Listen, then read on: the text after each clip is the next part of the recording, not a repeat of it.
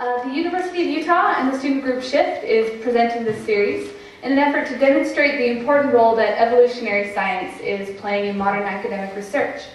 And we hope that as you leave these lectures, you'll have a better understanding of the research being conducted here at the university and the important role evolutionary science is playing in it.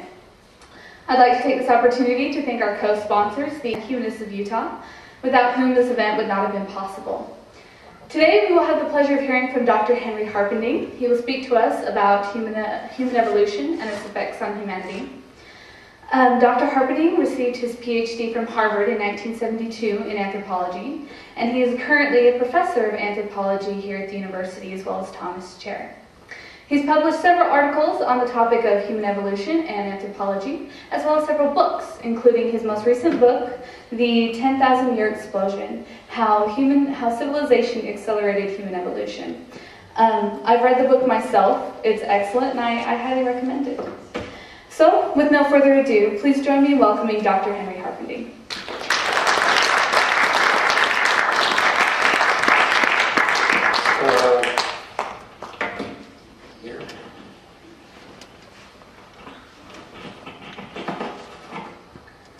I'm going to do it. Thank you for the introduction. Thank you all for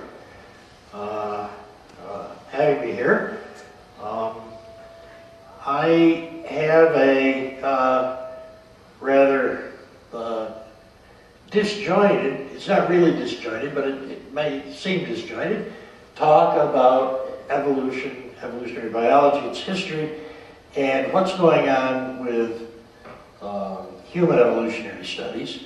Before I start, let me say I don't know my audience, and I don't want to lose people, and I don't want to patronize people.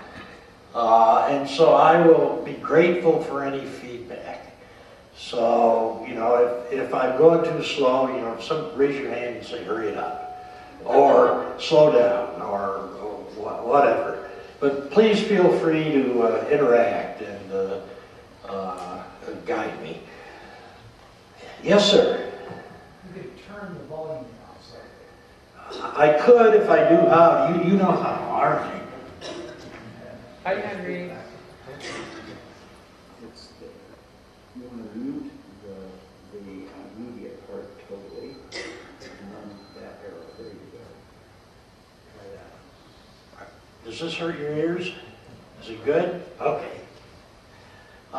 Well, here's Charles Darwin, whom we're all here to celebrate this week. This is in 1854. 5 years later, he published his monograph on the origin of species. Academics all know that you write a better paper if you write it, put it in your desk drawer, let it age for a while, and then come back and edit it. And Darwin certainly did that. He spent years with this thing in his desk drawer, coming out occasionally. He mostly made his living, to the extent he needed to, as a geologist. But when he got word that a potential competitor was about to publish the same idea, he wrote on the origin of species. It caused a flat in European universities. The ideas that species were fluid, that they had common descent, was appalling to many people. I've always had a little bit of a cynical view of all of that, because frankly, a lot of professors don't know that milk comes out of a cow. And I think every farmer for 8,000 or 10,000 years knew all about natural selection, knew all about evolution. I brought the topic up with people deep in the Kalahari Desert in southern Africa, and their reaction is, well, of course, why would you think anything else? You know, of course there's a common descent between hartebeest and wildebeest, or whatever. It never occurred to them to think anything else. And so Darwin deserves our honor and respect and love, but he'd get more if he hadn't used so many words. In this Victorian tradition, you know, the book is that thick, and I've never been able to plow through it. After the book was published, there followed something like 60 years of grave doubts about evolution. A lot of people didn't believe it. It did not become established. One of the great biologists of the 20th century, Raymond Pearl, did a lot of experiments to see about whether this natural selection thing worked. Unfortunately, he chose to look at egg production in chickens. Chickens are domestic animals that have been under brutal selection for hundreds of years for egg production. And that means that there isn't any genetic variability in egg production left. In the jargon, there's no heritability. So he pronounced that natural selection was a failure, it didn't work, it didn't change egg production in chickens. And this contributed to all of this doubt and discord in science as well as outside. For my money, a much more important publication came from Ronald Fisher, who invented most of modern statistics. If you take a statistics course, much of theoretical genetics, great biologist, terrible human being. Well, he was kind of grouchy. But what happened, around the turn of the century especially, Mendel's laws had been discovered. And the world of biology was split into two camps who despised each other. Oh, how they despised each other. Mostly in the States, there were the Mendelians who said, aha, Mendel has given us some mechanism, this is the way inheritance worked. In the UK, mostly, there was a group called biometricians who said, well, you know, maybe Mendel's mechanisms can explain eye color, but we're interested in how tall you are, and how much you weigh, and so-called quantitative traits.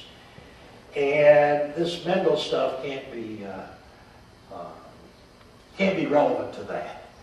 And their faith was like the faith of certain fields today, that if we get enough data, we can figure it out. And so these biometricians, you know, they weighed every school child in Scotland, among other things. They went around collecting data. If any of you remember Sesame Street, you remember the count? You went around counting anything? Well, that's the way these biometricians were. And, you know, gee, if we get a little bit more data, we can understand inflation, or we can make the schools better. Well, it never worked, but they got a lot of data.